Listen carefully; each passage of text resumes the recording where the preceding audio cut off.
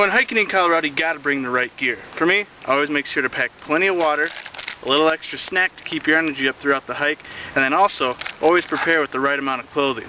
Now as far as clothing is concerned, I always like to go with a warm top, these light shorts so they don't snag in the bushes, and heavy duty boots so you can step on things like cactuses, thorns, you can go through water, and all the various types of rocks that you're going to experience. Also, a very smart thing to bring along is a windbreaker. You're going to want to have this so that when you're up on top of the mountain, you're not going to get too cold and get sick from that.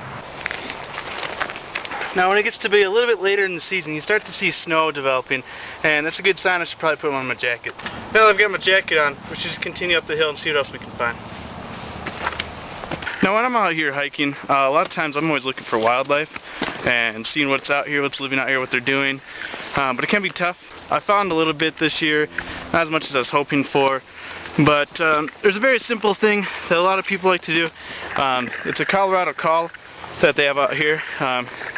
Supposed to be able to call in birds, coyotes, elk, any sort of thing. I'll give it a shot here and see if we can pull up.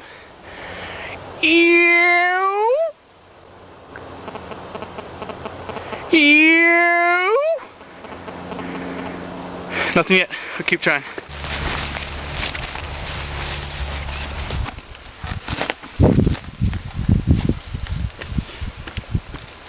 There are two things that do scare me while I'm hiking.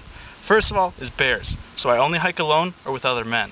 The second thing is overexertion, so what you're going to want to do is find a nice rock to pull up on occasion, just rest your body, get your fluids back in you, and then continue up the mountain.